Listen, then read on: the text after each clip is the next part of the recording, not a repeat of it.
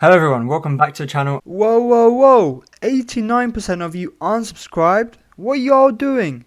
Hit that subscribe button now, or Lucia will boop you off your bed tonight. Cheerio! And today I'm going to reveal to you all the secrets on how to reach Grandmaster, the top 1% of all players in our favorite game, Overwatch 2. Before we get started, make sure you subscribe and like the video, really means a lot, and let me know in the comments any tips that you use to reach the top ranks. For now, sit back and enjoy. So the first thing that's really helped me is having a routine. The main thing I do nowadays before I even think about competitive is have a proper ritual to get me in the zone. That's either putting on my favorite jumper and joggers to get me comfy, as well as adjusting my chair to the right position, or even just having something to eat, make sure I'm in the best spot possible to get those dubs. I usually also make myself a cuppa to keep my hands warm, as they can get quite cold, especially at this time of year. So first up, as for any activity that you want to do well in, is you want to warm up, especially the wrist and your fingers, just so you're all ready and in the mood to play. Firstly, I warm up my just raw aim using this app called Aim Labs.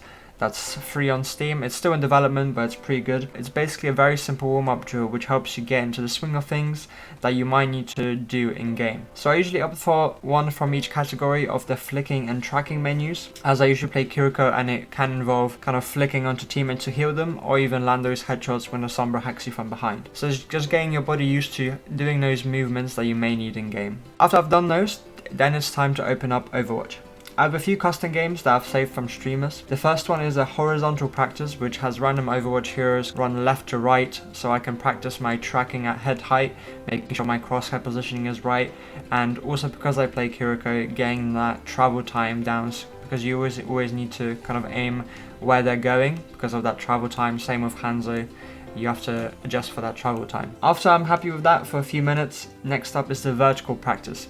And this one is where I put Kiriko to the side, as hitting aerial targets is a bit hard, but I do try to land a few, maybe on the Pharah. It's always nice to get that extra damage to help your DPS out if they have a particularly good Pharah Mercy combo. But here I pick up Ana or Baptiste and try land those shots, as they're the main kind of counters to those flying heroes. So I try to use them in that warm-up to be ready to potentially swap heroes in-game if need be. Lastly, I hop into an advanced warm-up where the bots move around more unpredictably and start using their abilities without them having an actual effect on you, but it's just getting into the mindset of being in-game, and when you hear those audio cues for each ability, being able to react in time, whether that is a McCree sticking a grenade on you or you heard Doomfist charging up his punch, then I practice to throwing down my Suzu to make sure I save myself and my teammates. So I do each one of those for a few minutes each until I feel satisfied, and mix around between those three main heroes of Kiriko, Ana and Bap, as that's what I'm mainly going to play. After this, I hop into some quick play games, usually 2 or until I win one,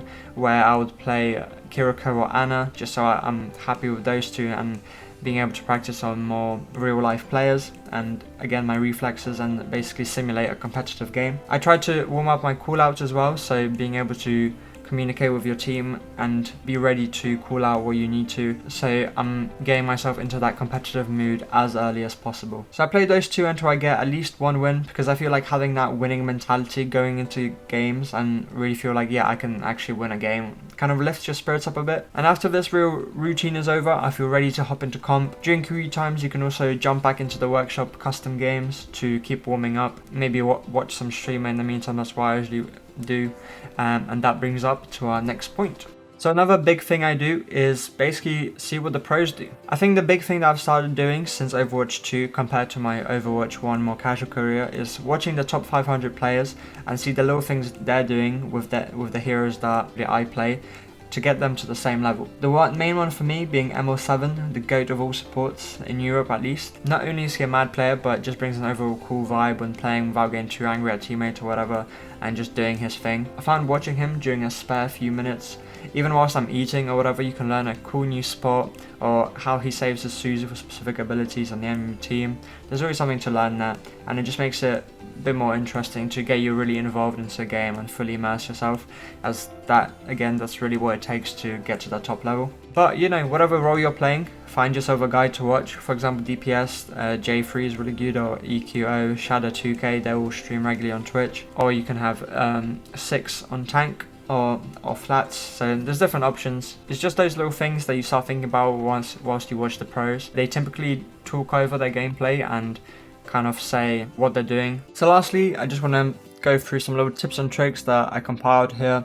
They may sound obvious, but sometimes you just need to hear them to take action. For me, if I lose 2 games in a row, then I take a small break. That can be whatever you want. Maybe you have some house tasks to do, chop some veggies, grab a drink, or even play Overwatch but in a different role, or just downgrade to quick play if you need to. It's not always necessarily your fault that you lose a game, but it just happens, and you kind of need to get out of that mentality of, oh, I'm just gonna win the next game, because then what happens is you lose like 10, and then you're not really going to progress in rank, or you're going to downgrade. So it's good to have that kind of reset button. Also, if you're 1 win away from ranking up and it's getting late and you lose 1 or 2, just stop. Don't keep saying, oh, after I win this one I'll go off, because at that point you're just going to keep losing, and again you're not going to rank up, and there's no need to extend that session any longer. You just end up doing more harm than good. That being said, if you're on a fat winning streak, keep going until you lose. Although Kiriko has boosted me up to Grandmaster, as she is a solid pick in any team comp, there are times when Overwatch is a swap to win game.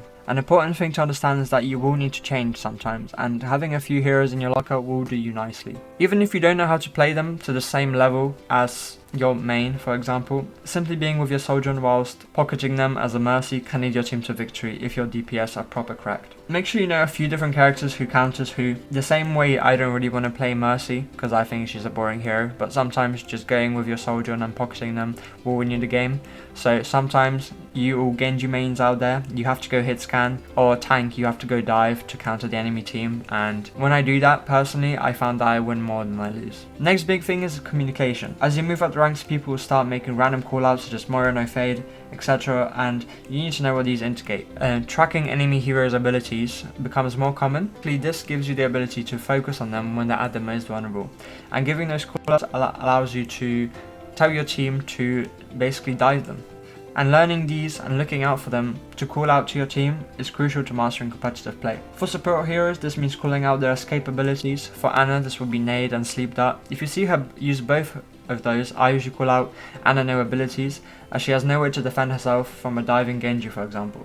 Of course, unless she hits 3 no scope or quick scope shots. This is not only useful when trying to dive someone, but also when to use your ult. Baiting out Kiriko out of her Suzu is very powerful, as her cleanse can counter a lot of ultimates. Talking to your team is essential to winning games, and if no one is saying anything but they're still in voice, just keep talking to them and listening, and try to guide them to victory. I try to manage my team so we don't all press Q at the same time, or let them know when to go deep by saying I'm with them when my tank or someone is diving, but also when we need to back up when we're like 3 versus 5. I sometimes found that in games like that, people are still in voice, and at the end of the game they will say nice callouts or something like that. So I think that's it for me today. Just a few little things in general, not really specific to each of the 3 roles, but just a general idea of how getting into routines, seeing what the pros do, and some little tips and tricks that will let you climb those ranks and get your Overwatch 2 journey to becoming Grandmaster underway. I do want to make more hero specific videos on how to play them, so if you want to see that, make sure you comment below your favorite hero, and make sure you like and subscribe to let me know that you're liking these videos. That's all from me today. See you in the next one. Cheerio!